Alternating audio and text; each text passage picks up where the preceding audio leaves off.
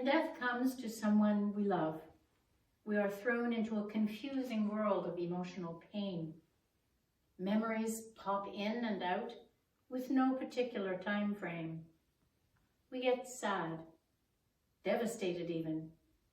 We feel lost, and often we are angry and we aren't even sure why.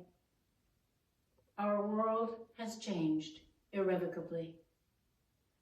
We want and need to be comforted, and often that comfort, besides the emotional support of our family and friends, that comfort comes in the hope and expectation that life goes on, love goes on, and the person we have lost has a presence with us that remains with us always. This understanding is true of all religious traditions, and even if you don't have one.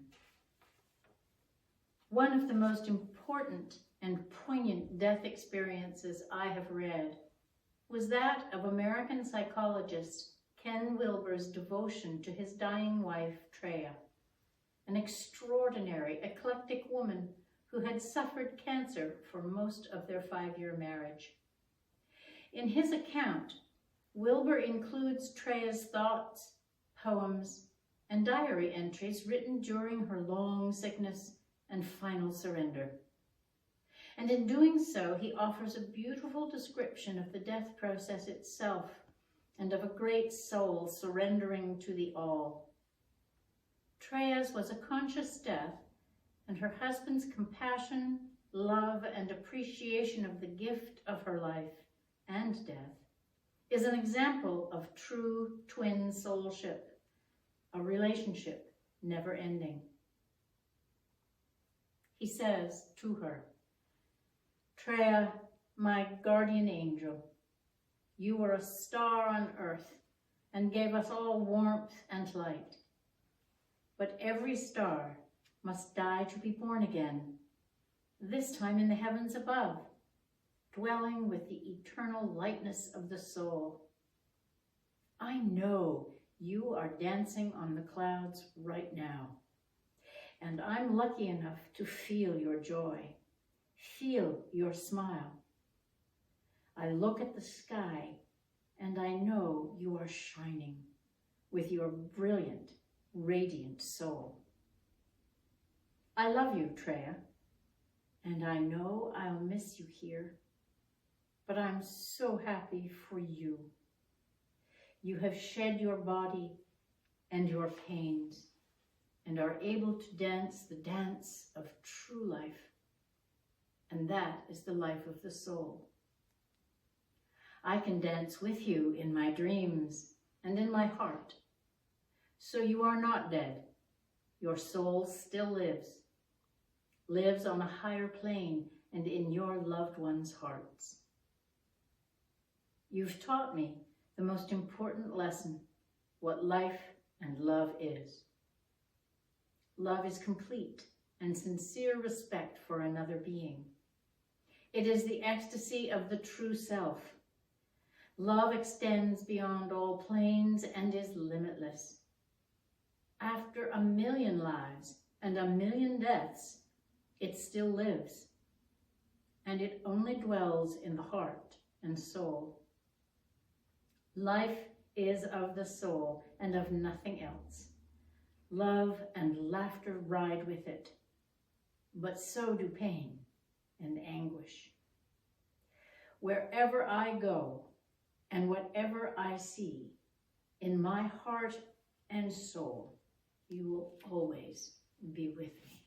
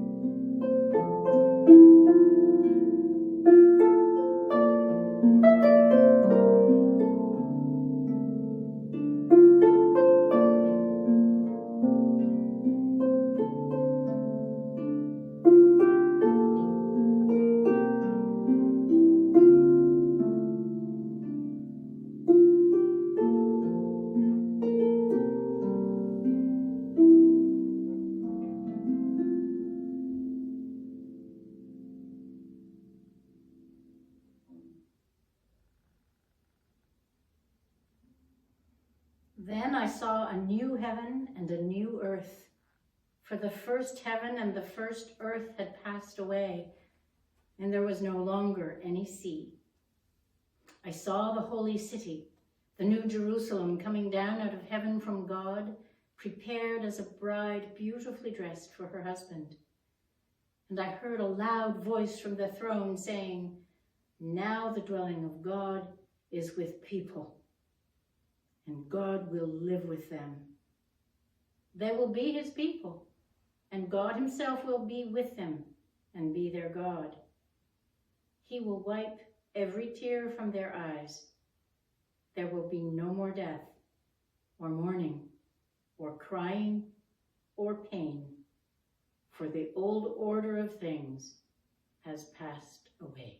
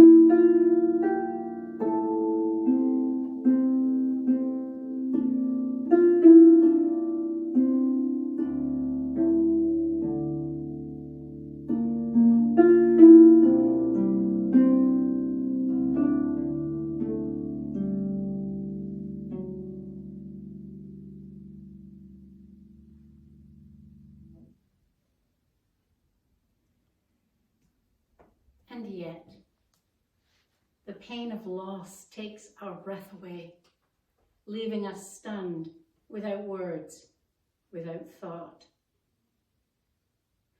W.H. Audin's poem, Funeral Blues, speaks of this pit of pain.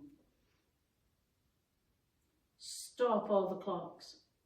Cut off the telephone. Prevent the dog from barking with a juicy bone. Silence the pianos and with muffled drum, bring out the coffin, let the mourners come.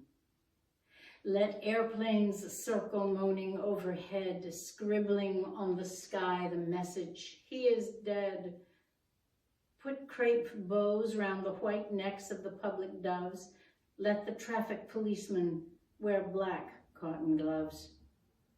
He was my north, my south, my east and west, my working week and my Sunday rest, my noon, my midnight, my talk, my song. I thought that love would last forever. I was wrong. The stars are not wanted now. Put out everyone. Pack up the moon and dismantle the sun. Pour away the ocean and sweep up the wood, for nothing now can ever come. to any good.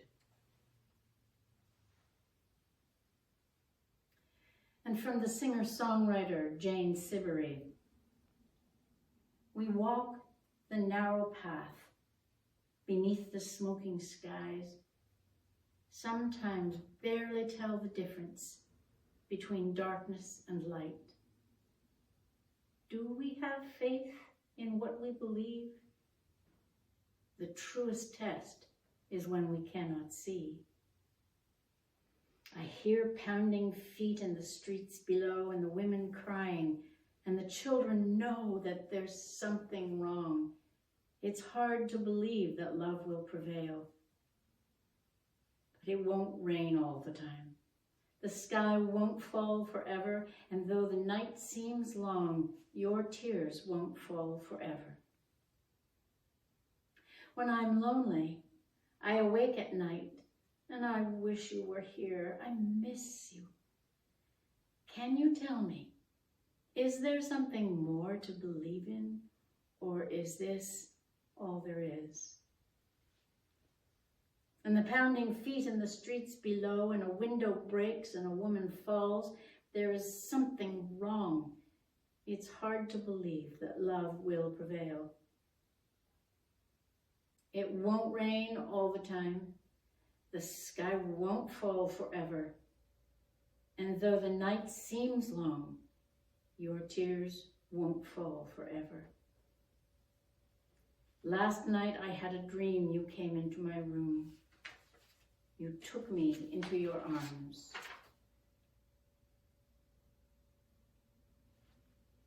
It won't rain all the time. The sky won't fall forever. And though the night seems long, your tears won't fall forever.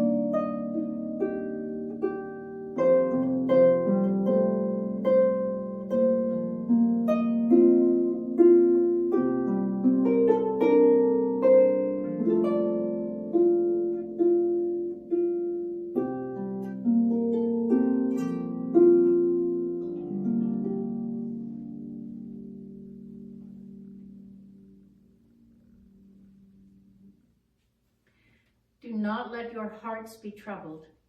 Trust in God. Trust also in me. In my Father's house are many rooms. If it were not so, I would have told you. I am going there to prepare a place for you. And if I go and prepare a place for you, I will come back and take you with me, that you may be also where I am. And you know the way to the place where I am going.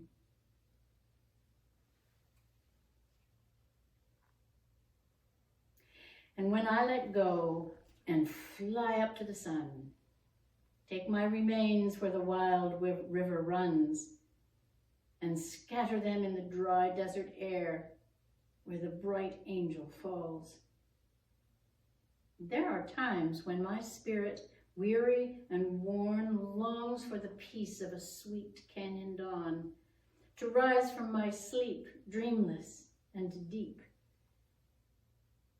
to the canyon wren's song, and then live out my days in the ancient one's ways, dancing on ledges, riding the waves, listening to voices through millions of years. I laugh with their laughter. I cry with their tears.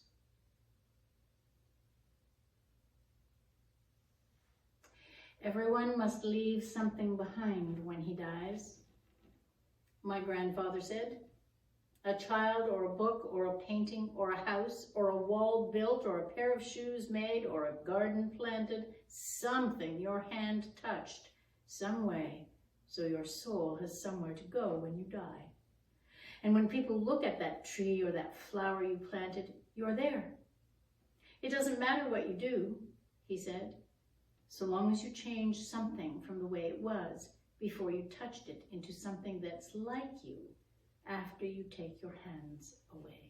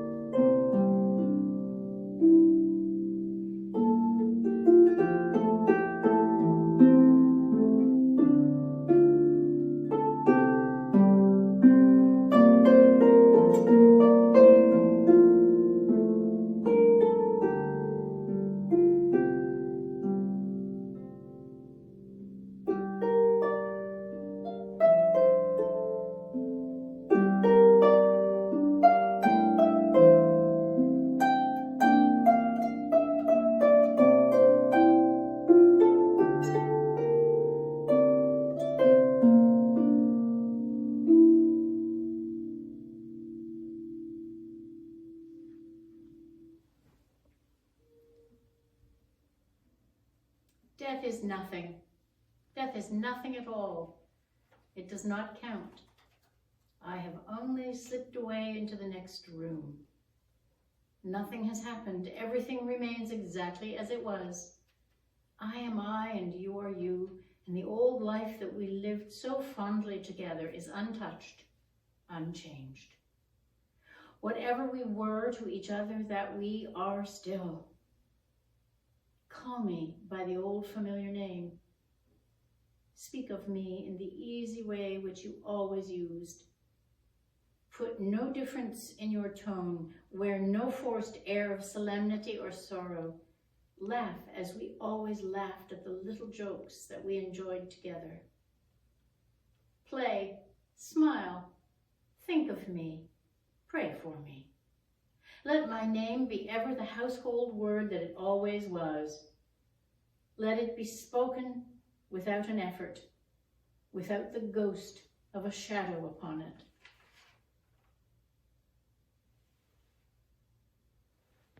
You're going down the river. You're a little boy on a little boat, and the white sheets are blowing. They're blowing like all get out. No one can stop you now. No one can muss your hair. No one can criticize you. No one can tell you lies. You can do whatever you want. You can say whatever you like. You can wear whatever you want, and your shirt is plaid and your pants are striped. This is no dying of the light. This is no final boarding call. This is no swan song. This is the promise of all, because you're going down the river of life. You're a little boy on a little raft, and the white sheets are streaming back. There's figures on the riverbank. They're all apologizing, and you don't have to worry now. You don't have to listen to them. You can say whatever you want.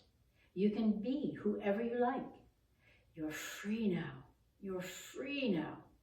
You can do whatever you like. Your shirt is plaid, and your pants are striped. This is no dying of the light. This is no dying of the light. This is no final boarding call. This is no swan song. This is the promise of all, because you are going down the river of life. The river's going faster. Hey, Huck, hold on to your hat. You'd better look out now. No, I'm sorry, I didn't mean that. The flying fish are flying up for you to see. There's Bear on the riverbank, fishing for those flying fish, wishing for those flying fish. Don't you love those flying fish? You're free now. You're free now. You can say whatever you like. This is no dying of the light. This is no final boarding call. This is no swan song. This is the promise of all, because you're going down the river of life. Goodbye. Goodbye. Goodbye.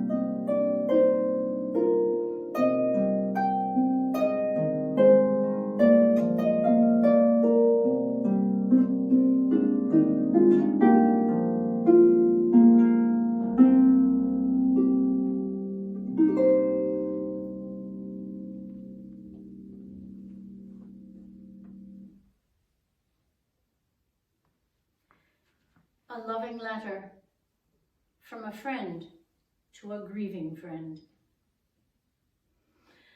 I have been thinking a lot about what you said about grief being a journey. That might be true, depending on definitions. If it means there is an end point, then maybe it doesn't work very well. Journey seems to be attached to that dreadful word closure. If there was ever a word that needs to be banned, it would be that one. My experience is that grief is an unfolding. Where there is real grief, there is never closure, but there can be an unfolding. Here is what I've learned. Grief changes its face, but it never leaves. Death is a diminishment of life, or so I thought for the longest time. But my understanding has unfolded. What I could never understand was how a person could be so bound up in you that there was no beginning and no ending, no inside and outside. How could a life end so totally, so suddenly, so beyond appeal? I would look at a beautiful day, sun, rain, fresh air, birthday parties, Christmas, and think, how is it possible that I am here and they are not? A sister dead at 45, a brother at 59, my father, my mother. I lay by her side for her last 4 days, knowing it was her last days, and then she was gone. How is this even remotely possible? I don't know if I ever told you of an event that happened many years ago when my sister was in her second and final round of cancer. I was attending a Zen monastery in Ottawa, and I remember screaming at the head monk, demanding, why? Why? Why? She did not give the usual answer, why not? Why shouldn't this happen to your sister? Why shouldn't this happen to you? Instead, when I screamed why, she replied, because she was born. There was nothing else to say. Everything that happens to us, whether good, bad, fantastically wonderful, or unbelievably bad, happens because we were born. Time passed, and one day I understood that they are not gone. In any real sense, in any sense that really matters. Yes, it's true I cannot sit with them, speak to them, hold their hand, but what there is even more intimate, more complete, because I have come to understand that they now breathe through my breathing, see through my seeing, hear through my hearing, smell, taste, feel through my smelling, tasting, and feeling. There is no separation. We are seamless, without stain, perfect. None of this makes sense to the rational mind, but the rational mind only goes so far and no further. This will make sense to you, or it will not. To me, journeys have an end. Unfoldings never do. They deepen and expand, grow deeper, become clearer. That's what I have learned. I wish you all the best, dear friend, with love and deepest respect.